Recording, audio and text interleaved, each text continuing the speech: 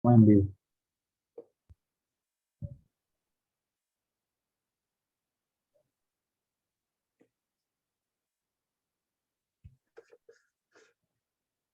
Hola, muy buenas tardes para todos. Bueno, continuamos con el segundo día de este minicurso, una breve introducción a los modelos de ecuaciones diferenciales aplicados a enfermedades infecciosas, impartido por el profesor Marlon Michel López Flores, postdoctorando del Instituto de Matemática Pura y Aplicada IMPA de Brasil. En el día número 2, pues se titula sí, la parte 2 como modelado de enfermedades infecciosas. Entonces, bueno, profesor, adelante con la presentación. Ok, bueno, muchas gracias, muy agradecido por toda su presencia, ¿verdad?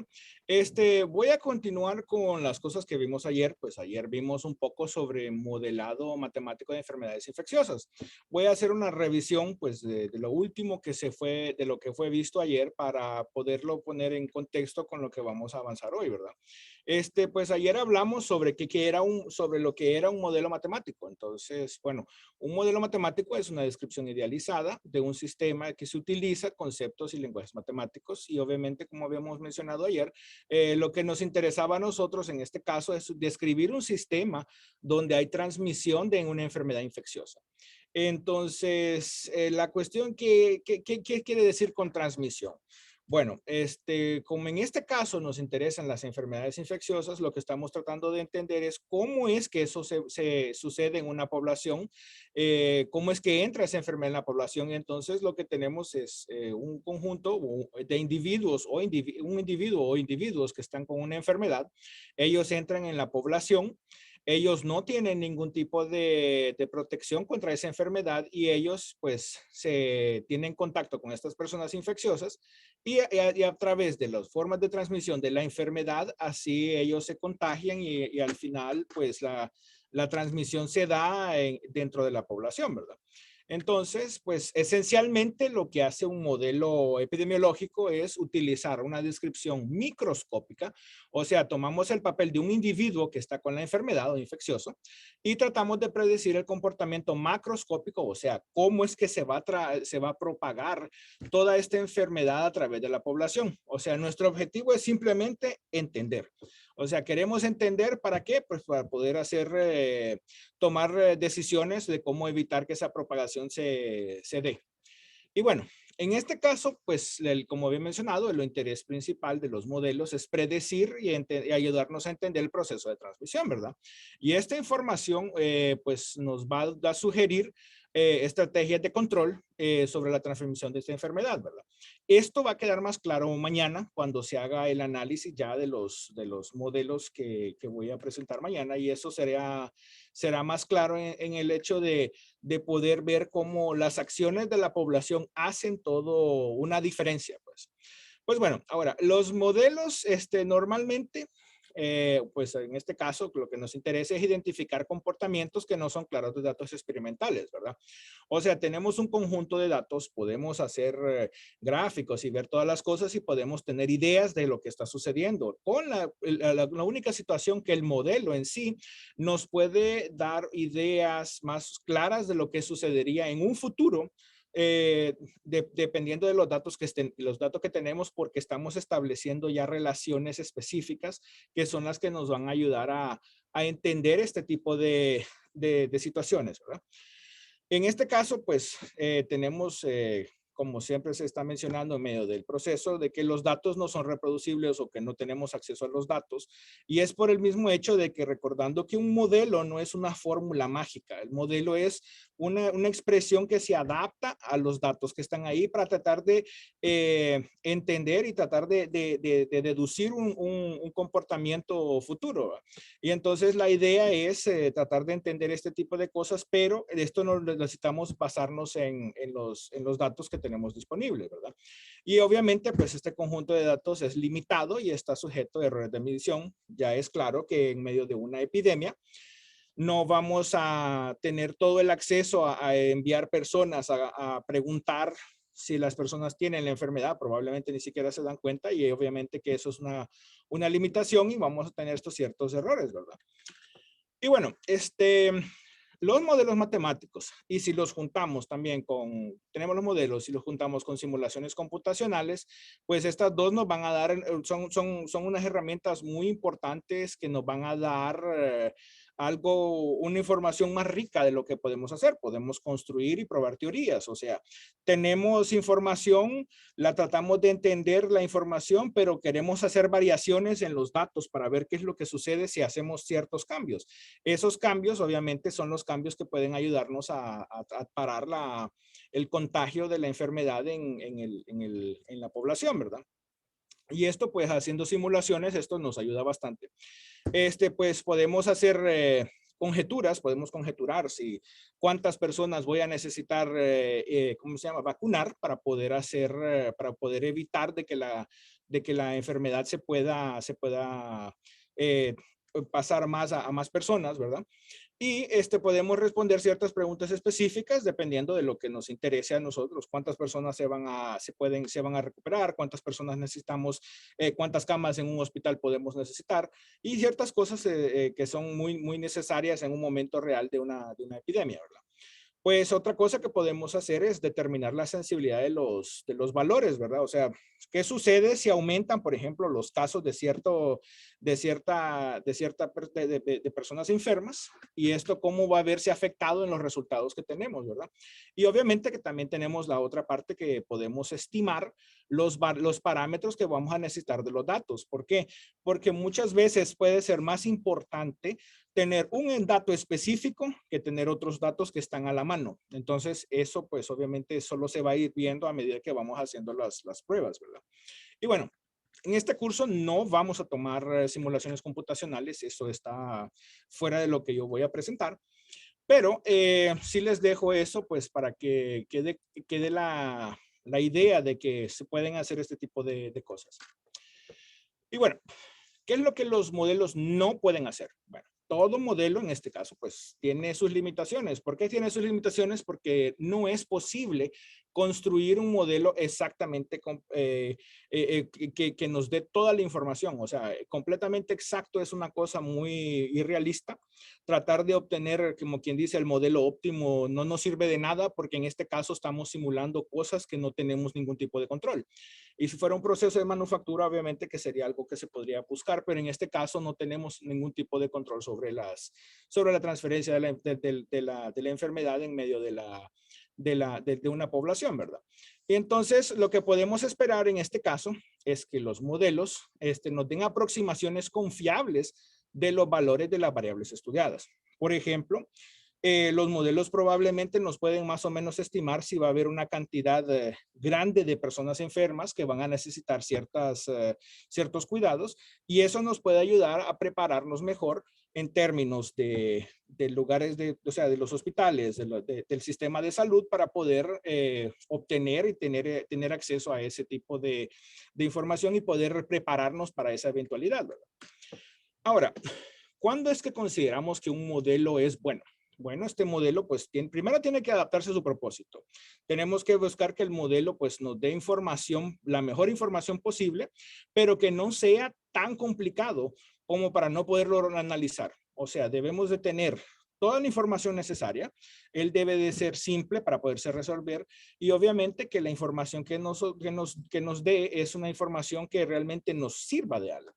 Y entonces, debe de ser posiblemente parametrizado utilizando los datos siempre que estén disponibles, ¿verdad? Como les digo, la idea principal es tratar de ajustar un modelo de tal forma de que él nos dé informaciones que sean más o menos cercanas a lo que estamos tratando de ver en la realidad.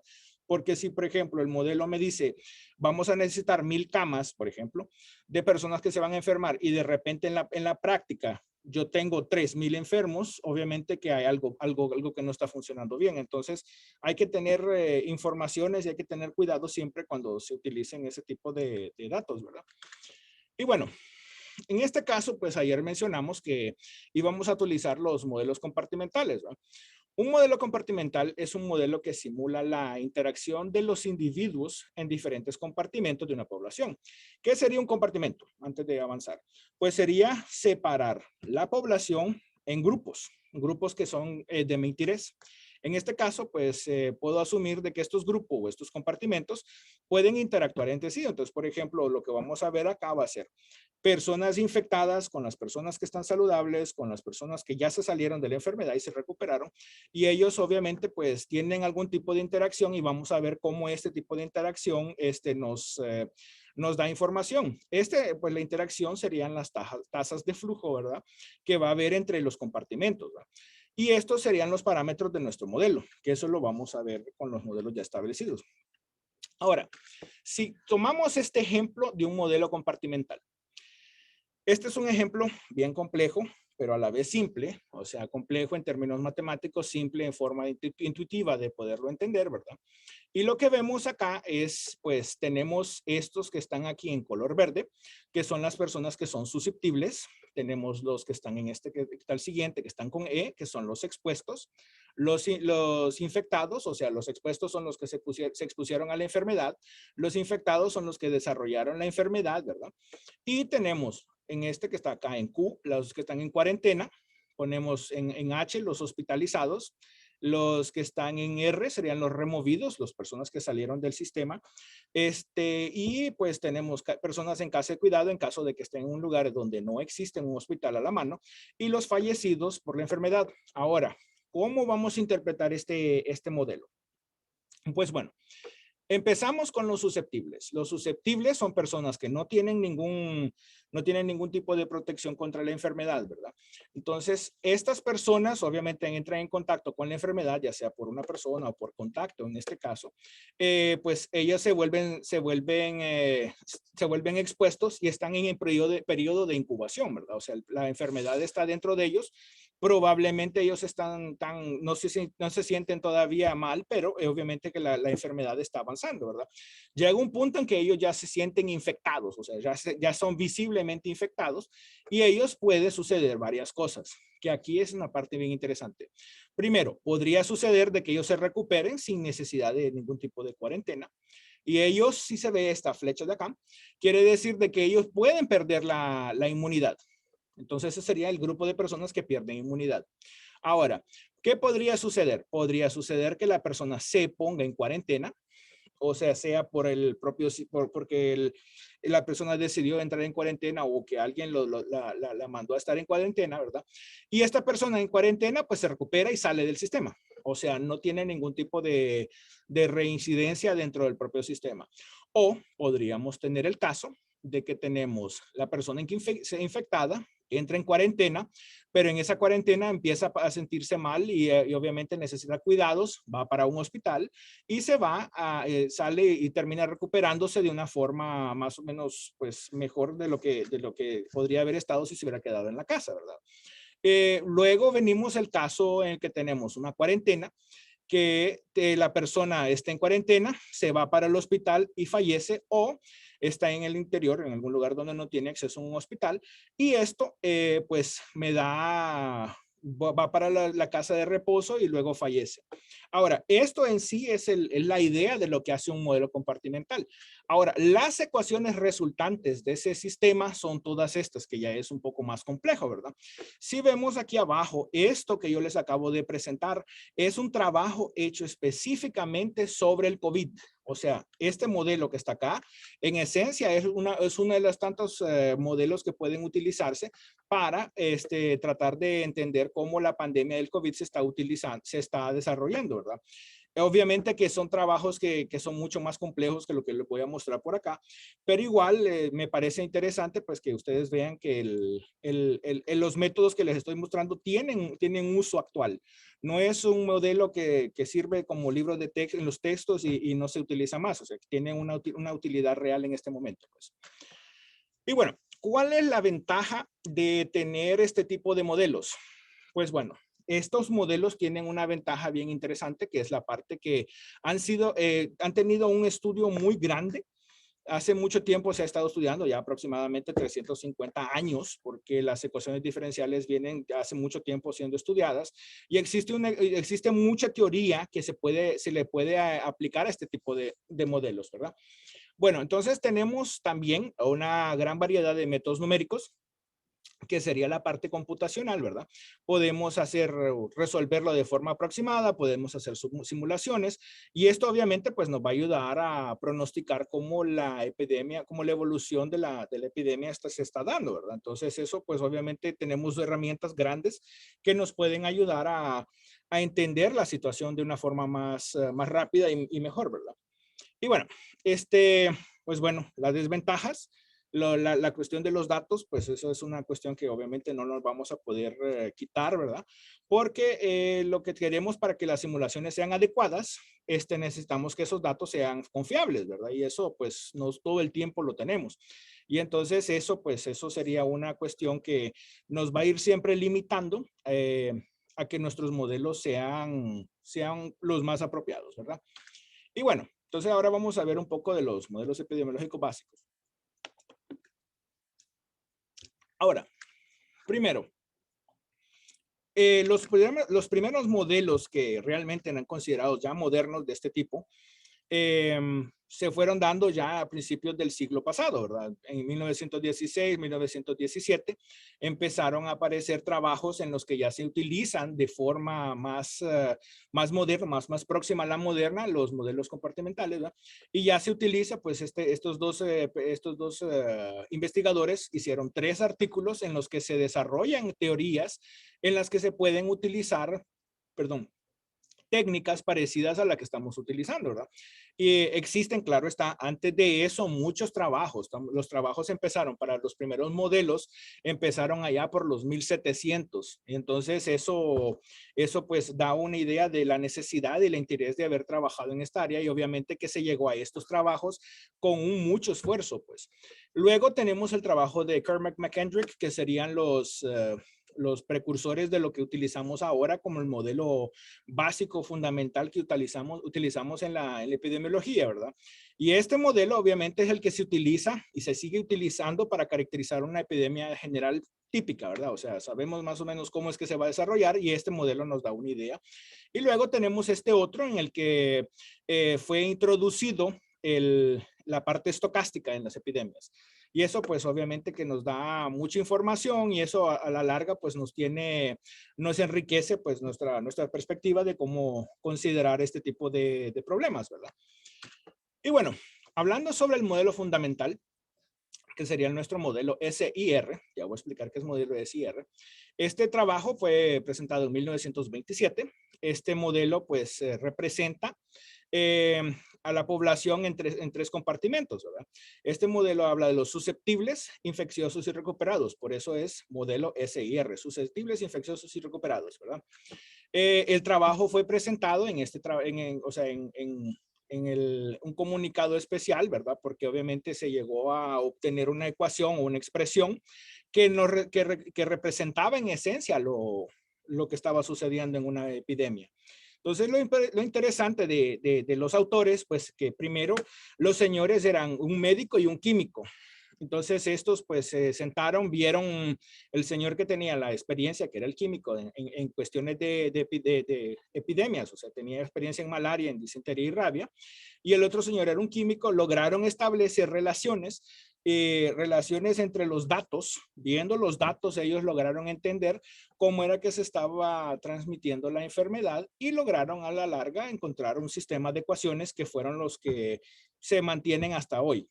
Claro, fueron en el proceso, fueron mejorando, se fueron avanzando, pero en esencia el trabajo de ellos ya fue el que estableció el camino hacia lo que tenemos hasta hoy. Y bueno, vamos a empezar con el modelo más sencillo que le podemos poner, que es el modelo SIS. ¿Qué si quiere decir SIS? Sería susceptible, infeccioso, susceptible. Vamos a ver. ¿Qué consideramos? Bueno, primero tenemos una enfermedad infecciosa, en este caso como el resfriado común, ¿verdad? En esta enfermedad nadie adquiere una inmunidad, ¿verdad? Entonces, ¿qué quiere decir? La persona se va a infectar, se infecta y después se recupera y después regresa al sistema otra vez a ser una persona susceptible. Estas personas interactúan entre sí y obviamente pues que los compartimentos que están van a tener una cierta interacción entre ellos, ¿verdad? Este modelo el modelo se va a presentar de esta forma. Mañana vamos a ver los detalles de por qué cada una de las partes de este modelo, pero en esencia lo que quiero es que se vea de que existe un modelo que se puede entender de forma fácil. O sea, si vemos acá, tenemos las derivadas en el tiempo, o sea, tenemos derivada en el tiempo, que es decir, la variación de la gente que va a estar en este sistema, que sería la cantidad de personas que sale del sistema, por eso tenemos un signo menos acá, va a ser la gente que está entrando al propio sistema, que son los que están acá. Entonces, obviamente, si vemos, este sería una tasa de transmisión, la gente se enferma, y entonces el gamma se recupera. Entonces tenemos esos dos parámetros. Entonces sería la tasa de transmisión o tasa de infección y la tasa de recuperación. Entonces, ahí ya tenemos una ecuación que nos puede dar a entender cómo varía la parte de la susceptibilidad, ¿verdad?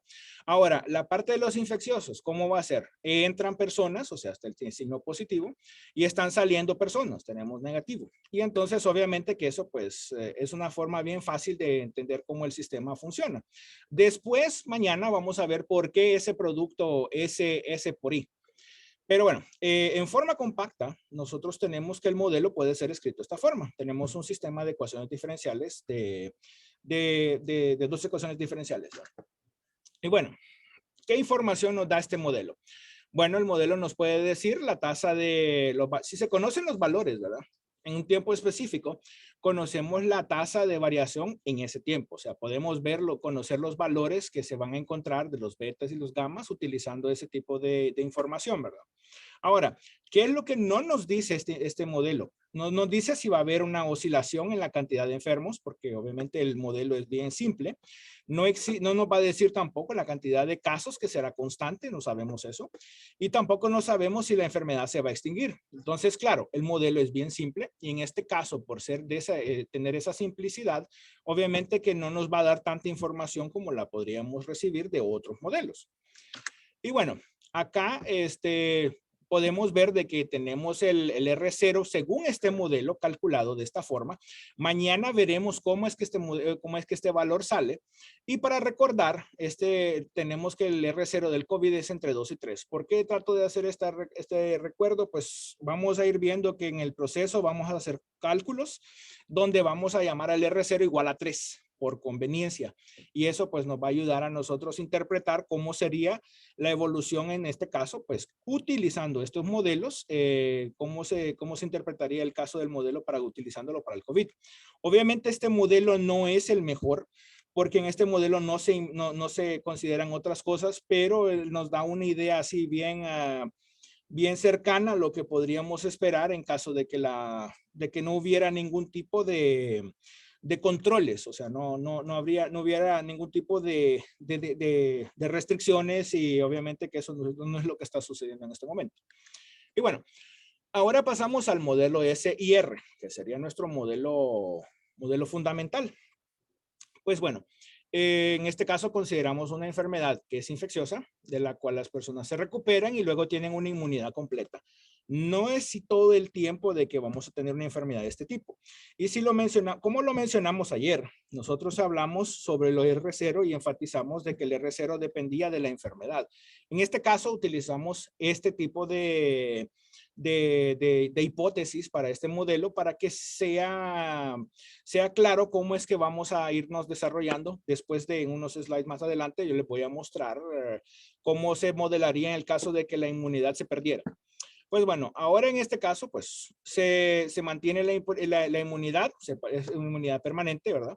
Las personas se interactúan entre sí. Eso pues estamos tratando de decir, no va a haber ningún tipo de restricciones de movimiento ni de aislamiento, ¿verdad? Y lo vamos a dividir en 3 compartimentos: los susceptibles, los infecciosos y los recuperados.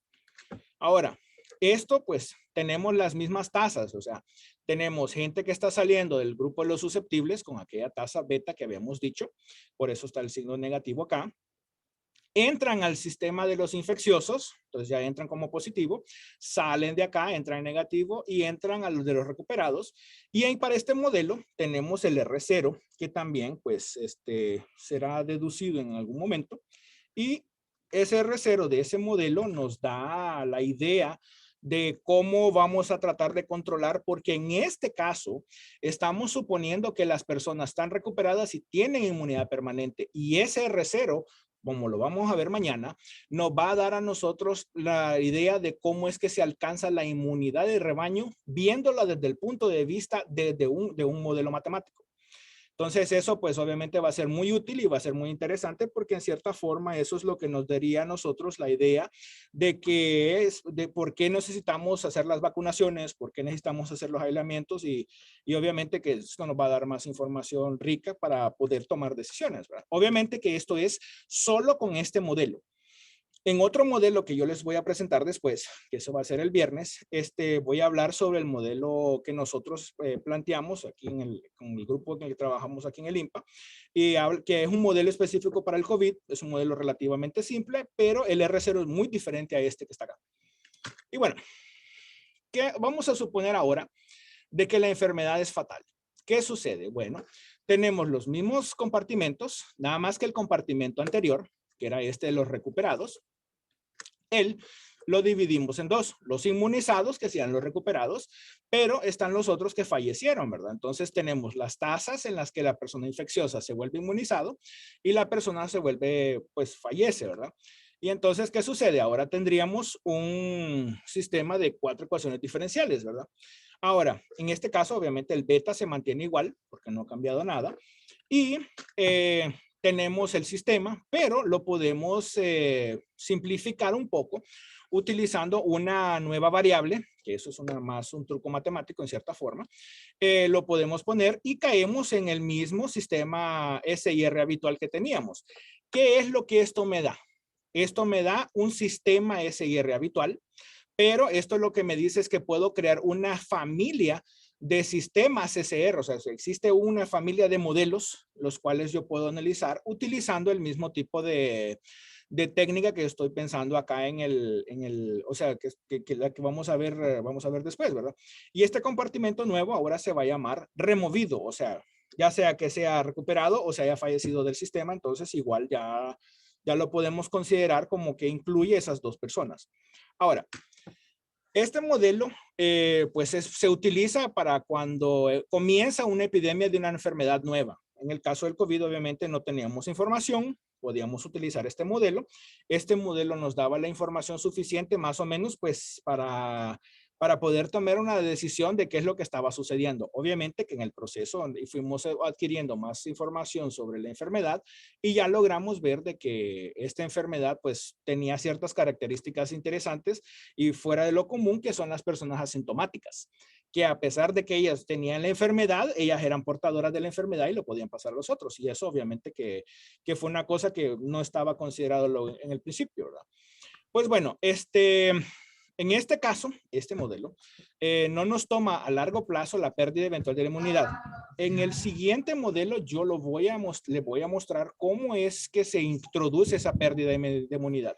No tomamos también, o sea, en este caso no tomamos en consideración la vacunación, porque la vacunación en este caso es una cosa más compleja, ¿verdad? O sea, porque habría que entender la tasa de vacunación y cuánto la persona realmente quedó inmune y si esa persona realmente no se puede reinfectar y todos esos detalles que obviamente en medio de una pandemia no es trivial tener esa información. Y tampoco consideramos pues los nacimientos y las defunciones, o sea, las defunciones no causadas por la enfermedad. Bueno, ahora vamos a hablar con un poco más de detalle sobre cómo sería cuando se pierde la inmunidad. En esencia, no cambia mucho el modelo, pero se introduce en una variable que ya no es independiente de las otras, ¿va? O sea, que es la de los recuperados. Tenemos lo mismo, la población interactúa entre sí. Tenemos los 3 compartimentos que habíamos hablado.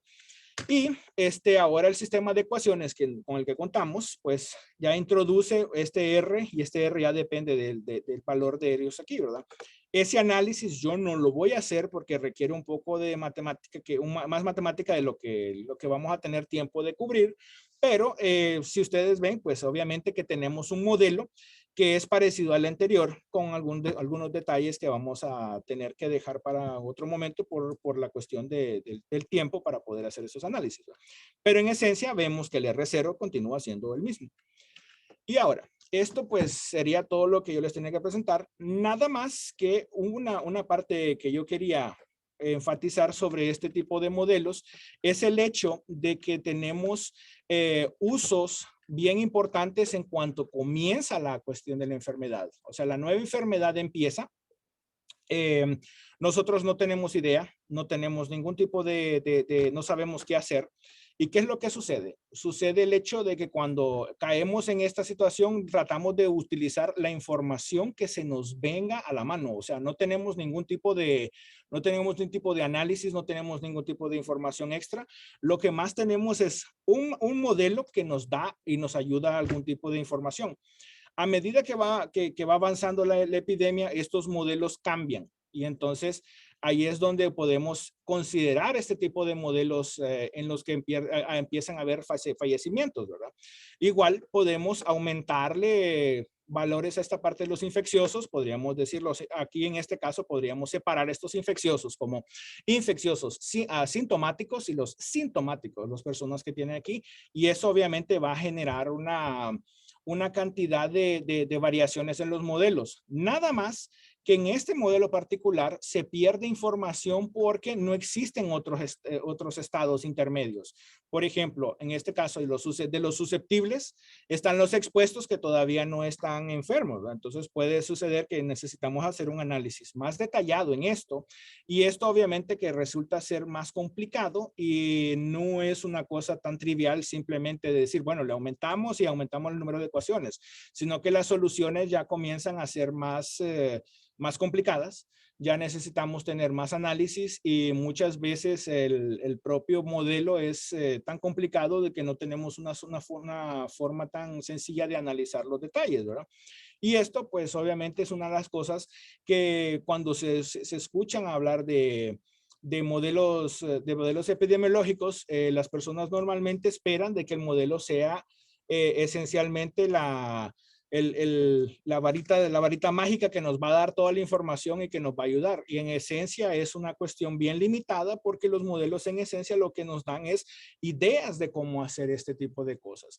Si nosotros, por ejemplo, en este modelo particular, que se asemejaría en cierta forma a lo que sucede con con la enfermedad del COVID, tenemos inmunizados y fallecidos. Nada más que si quisiéramos analizar la situación para poderlo hacer un poco más complejo, podríamos decir que los inmunizados pierden su inmunidad y vuelven susceptibles. El problema en el caso del COVID es que nosotros no tenemos o sea, un conocimiento real de cuál es la tasa de que esas personas se reinfectan. Entonces, la pregunta sería, esta persona, o sea, estoy hablando en el sentido de tratar de entender por qué un modelo específico tiene sus limitaciones. Por ejemplo, si la persona se inmunizó, o sea, se pasó la enfermedad, garantiza esto que no va a ser susceptible. ¿Qué tanto va a durar esa susceptibilidad? Entonces, por lo menos en el caso del COVID, pues se ha encontrado de que de 6 a 9 meses la persona se mantiene inmunizada. Después hay una pérdida de esa inmunidad, pero no siempre es tan grande como en otros casos, ¿verdad? El problema es que para poder establecerlo en el modelo, yo necesito tener la realidad de lo que está sucediendo. Entonces, ahí vienen aquellas dos partes. Yo necesito tener lo que la matemática es capaz de decirme y lo que la realidad física me está sucediendo. Entonces ahí muchas veces cuando se quieren hacer este tipo de modelos se necesita tener grupos en los que tiene que haber un inmunólogo, tiene que haber una persona del área de salud para ver los detalles y todo eso para poder en realidad entender qué es lo que está sucediendo. Porque en sí el grupo aislado solo de matemáticos pueden decir una cantidad de información buena en el sentido de un modelo, pero tal vez la realidad que ese modelo representa no es lo que se encuentra en el campo, ¿verdad? Entonces, por eso, esencialmente, esta parte donde está este modelito aquí, podemos ver que nos da una idea de que es posible encontrar algún tipo de representación de lo que estamos haciendo y así como el modelo inicial que vimos al principio, pues donde se consideraban el modelo compartimental que mostramos al principio, donde se consideraban que las personas entraban en cuarentena y que se recuperaban o que iban al hospital y todas esas cosas. ¿Por qué? Porque la realidad es mucho más compleja que lo que un modelo nos puede representar. Entonces, por eso a veces el modelo, como les digo, es una herramienta muy buena, muy importante para poder ayudarnos en el control de las enfermedades, pero es más complicado tener este tipo de detalles cuando realmente no estamos entendiendo bien la situación, pues porque si lo consideramos desde ese punto de vista, podemos analizar o podríamos tratar de pensarlo así, ¿qué sucede con las personas que son infecciosas y no entran en cuarentena? ¿Cómo es la persona que no usa mascarilla, por ejemplo? Entonces eso se vuelve más difícil y obviamente que nuestros modelos Marlon, no capturan esto. Sí, dígame. aquí hay una pregunta de José Manuel Escorcia. Ajá. José, ¿puedes hablar o...? Sí, sí, sí puedo hablar. Dígame, señor. Oiga, Marlo, ¿cómo está? Muy bien, doctor. No, todavía no. Oiga, tengo una pregunta. Pregunta. Bueno, tú has mencionado, Sí, no puedo asistir ayer, pero veo que los modelos que vas presentando son modelos en derivada ordinaria, ¿cierto? sí, sí, sí. ¿Existen modelos que consideren derivadas parciales? Exactamente que sí. Y, Existen los modelos que se utilizan para cuando hay transmisión de enfermedad a través de zonas geográficas, porque en realidad lo que se estaría tratando de utilizar es una ecuación de reacción-difusión, que es una reacción, o sea, se trata de ver qué es lo que sucede cuando llega una persona, una partícula, por decirlo así, que está en una persona que está infectada y las otras que se infectaron, que no saben que se infectaron, se dispersaron por un medio geográfico. O sea, no es lo mismo pensar en una persona que se infectó estando en medio de una ciudad a una persona que se infecta en medio de un bosque, que vio una persona a otra y no va a tener contacto con otras personas que están muy largo, que están en medio de una montaña que no va a tener contacto. Entonces, ese tipo de ecuaciones existen. Nosotros estamos haciendo estudios sobre eso y tratando de entender cómo eso realmente, cómo ayudaría a entender la dispersión de la enfermedad. Entonces, sí, sí existen sus equivalentes de esas mismas ecuaciones, pero existen las ecuaciones integrales donde se considera más detalles, pero sí existen ecuaciones diferenciales parciales. ok, bueno, lo que voy a decir, si está incorrecto, por favor me corrige. Sí, Porque bueno, uno usualmente siempre que escucha son estos modelos que estás tratando, que son sí, derivadas ordinarias, tipo sí. CIR y esas cosas. La pregunta sería, ¿acaso esos modelos, cuando que se consideran derivados parciales, imagino que capturan cierta información que tal vez estos no lo hacen, pero bueno, esperaría que son más complejos, pero entonces, ¿por qué es mucho más común trabajar estos modelos que estás presentando ahora? Es decir, estos modelos en derivadas ordinarias capturan casi la misma información que lo que puede estar capturando los modelos en derivadas parciales y por lo tanto son mucho más, vamos a decirlo así, comunes el tratamiento de ellos que los que se hacen en varias variables. En esencia es el análisis. La dificultad se basa en el análisis del modelo.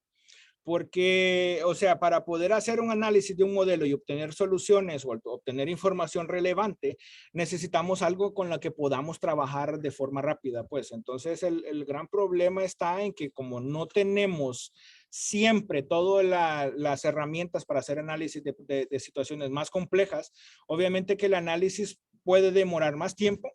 La información que nos va a dar va a ser tal vez más relevante, pero el proceso, la epidemia está avanzando, pues. Y entonces, ¿qué sucede? Obviamente que en la literatura, en términos así de más teóricos y más de puro análisis sobre cuestiones teóricas que no tienen nada que ver con la reacción de tiempos en cuanto a una pandemia, obviamente que yo me puedo dedicar 2, 3 años a entender un modelo, a establecer el modelo y pensar en el modelo, ¿verdad? Pero en tiempo real yo necesito una solución, yo no necesito teorizar, pues, o sea, al final de cuentas, o sea, si el modelo es muy bueno y es bonito y es interesante, pero no me resuelve nada, entonces de nada me sirve tenerlo, pues. O sea, es el equivalente a decir que existen soluciones a problemas que yo no sé cuál es la solución, pero la solución está. Pero ¿y qué? O sea, en el proceso la gente se va De pronto muriendo. Entonces, como, de pronto sí, como que matemáticamente podría ser, llegar a ser muy rico, ¿no? exactamente. Es que Pero de pronto ya para llevarlo a lo que es a la realidad, no es que no sí, vaya a servir, sí, sí va a servir, pero de pronto va a resultar siendo como que muy trabajoso claro. para No, adaptarlo. es que existen dos situaciones. La primera, recordemos que nosotros no hemos vivido una pandemia de este tipo. Y entonces esta área para nosotros es un área que ni siquiera existía, pues era una cosa que se sabía que existía porque en algún lado se mencionó. Pero si uno entra en la literatura, uno se encuentra trabajos, o sea, una cantidad, o sea, es un universo completo de puros trabajos de epidemiología, ¿verdad? Ahí viene la otra cuestión, ¿qué tan útil y qué tan inmediato yo puedo tener acceso de toda esa teoría que está establecida como para yo poder llevarla a una realidad práctica? ¿Por qué? Porque, o sea, en esencia, si una persona va a fallecer, que lastimosamente sucede siempre, bueno, sucede en el caso de las personas que realmente están muy mal, ¿verdad? Eso sucede en un periodo de tiempo demasiado corto, pues, o sea, estamos hablando de una semana, un mes, 2 meses máximo, pues. Y entonces ahí es donde viene la situación, o sea, para desarrollar una teoría útil, funcional y todo esto, necesitaríamos tener pandemias continuas, lo cual obviamente no esperamos que se suceda, pero para poder saber qué es lo que sí nos sirve y no. Y entonces en este caso estos modelos obviamente por eso siguen siendo útiles, pues porque si lo vemos acá en este trabajo de estos señores, cuando se establece, ya habían estos otros 3 trabajos que estaban acá, pero la contribución de ellos fue en realidad agarrar un modelo simple, que es el modelo SIR que tenemos acá, y ese modelo nos dio soluciones. Obviamente que tiene restricciones, obviamente que se supone que la persona se recupera de la enfermedad y todo eso, pero entre tener un modelo muy, muy exótico, vamos a decirlo así, y rico en información matemática, a tener uno práctico que me resuelve, o sea, para mí es equivalente utilizar una piedra para poner un clavo que utilizar un martillo fino con todos los detalles. Pues al final de cuentas lo que quiero es que el clavo entre. Y entonces, obviamente que eso es lo que estamos haciendo. Entonces, pero sí es una cuestión que hay que considerar de los dos lados, ¿verdad? Porque el problema es, como les digo, o sea, uno se encuentra en libros y textos e incluso con material didáctico de los años 70 que está muchísimo mejor explicado que otras cosas. Y entonces ahí es donde viene la cuestión. O sea, sin esos trabajos de esas personas, obviamente que hoy no estaríamos hablando de esto. Y entonces, claro, o sea, es una cuestión de quién ve la perspectiva, porque desde el punto de vista matemático, la riqueza que existen en estos modelos es una riqueza bien grande. Se pueden hacer investigaciones sobre cuestiones de estabilidad global y qué son los sistemas dinámicos y todo eso. Marlon. Sí, señor. No, bueno, para que fuera mentira, aunque bueno, solo como para Sí, sí, sí, dale, cerrar dale. la idea de la pregunta.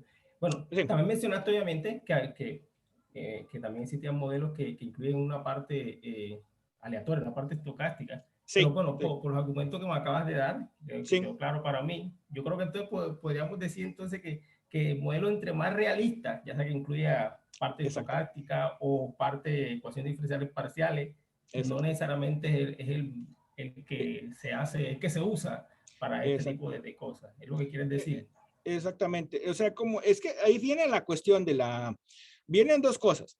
Viene la cuestión de la rapidez en la que el modelo me va a dar información y viene la claridad con la que yo voy a obtener esa información. ¿Por qué? Porque, por ejemplo, si se hace un análisis de un modelo excesivamente complejo, puede necesitarse un equipo de personas solo haciendo el análisis del modelo para poder garantizar un montón de cosas que tal vez en términos prácticos no sean tan urgentes. No que no sean necesarias, que sean urgentes.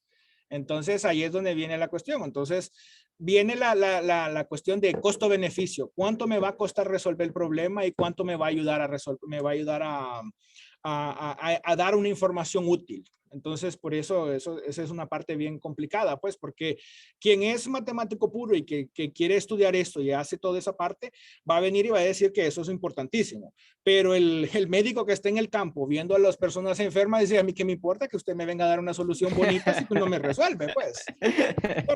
Buena esa Es mano. verdad, es verdad. Entonces, esa es una cuestión, pues, o sea, tenemos que ver eso. O sea, yo en mi caso, pues yo soy tanto matemático como ingeniero. O sea, soy ingeniero matemático y tengo el otro lado de las aplicaciones de ingeniería. Entonces yo tengo que pesar los dos. Ok, es bonito, es útil, pero no lo puedo resolver, no me sirve. Ok, es bonito, es útil y es simple de resolver y me ayuda con la información que necesito. Lo mismo. O sea, es el equivalente a esto, pues. O sea, de nada me serviría tener, como quien dice, un bisturí si lo que quiero es cortar una rama. ¿Cierto? O sea, es una cosa que no se aplica en el momento. Entonces, dependiendo de la situación, obviamente que si estamos hablando fuera de una pandemia y hablamos a puro nivel académico y estamos hablando en el impacto realmente puramente teórico, obviamente que se hacen análisis más detallados. Podemos teorizar sobre lo que sea. Mientras que ahorita, pues, en lo que nosotros estamos pensando en tener una solución, la gente se está muriendo, pues. Y esa es una realidad. Y entonces ahí es donde viene la decisión. ¿Qué es lo que yo necesito hacer hoy? Entonces, obviamente que el que yo estoy hablando así es para muchos puede ser ofensivo, que están del lado de la parte teórica, pero la realidad es bien sencilla. O sea, yo no puedo utilizar una herramienta excesivamente fina con una cosa que no me va a resolver nada, la parte real práctica que yo necesito resolver en este momento. Y obviamente que la idea del curso en sí es tratar de dejar eso bien claro, que tengo dos partes, la real y la teórica, y la trato de juntar las dos y que las dos me den algo pues que sea útil para por lo menos entender la interpretación de esto, pues porque la persona que está viendo el curso o que va a ver el curso en un futuro se va a dar cuenta de que no sé esta matemática, pero en realidad lo que necesito es saber, ok, ¿cuál matemática necesito aprender yo para saber cuál es el nivel que yo necesito para entender ahí arriba? Y luego, ¿cómo voy a englobar todo eso en una realidad práctica? Esa es una cuestión que me parece más interesante que realmente ser perfecto en los detalles, en detalles teóricos y no se sabe aplicar. Pues. Entonces, es esa cuestión de tratar de llegar en ese equilibrio específicamente y especialmente en este momento que estamos en medio de una pandemia y que vemos que la gente se muere. No es, se enfermó y no hay problema. No, se murió. Y eso es una cuestión que obviamente nadie quiere pasar, pero sucede. Y entonces por eso ese equilibrio que yo estoy tratando de poner en las dos cosas. Entonces por eso yo creo que sí. Bueno, aquí ya hay una pregunta y bueno, también para finalizar, no sé si tú tienes algo adicional No. referente al contenido. Bueno, entonces aquí Sí, pregunta Misael, no sé si sí. Misael desea pues encender su micrófono y hablar o puedo leer la pregunta que lanzó aquí, Como Misael. ustedes quieran, como ustedes quieran. Bueno, entonces voy a leer lo que dice Misael. Bueno, nada más para aclarar, después de escuchar las intervenciones anteriores, estos modelos son ecuaciones diferenciales temporales, ¿cierto? Pues Sí, para modelos espaciales, él cree que se tendría que añadir los diferenciales para latitud y longitud. exactamente. Del espacio. Exacto. O Sí, sea, lo que mencionaste ahorita. exactamente eso es lo que yo les menciono, pues, o sea, en este caso, no nos interesa dónde está la persona, o sea, no es la misma densidad poblacional que existe en una ciudad llena como en el campo. Y obviamente que lo que nos da este modelo es un modelo bien simple en el sentido de que no nos da qué es lo que pasa si yo tengo 50 personas dentro de un mercado. Yo tengo esas, mejor dicho, a tener esas 50 personas regadas por ahí en medio de un bosque.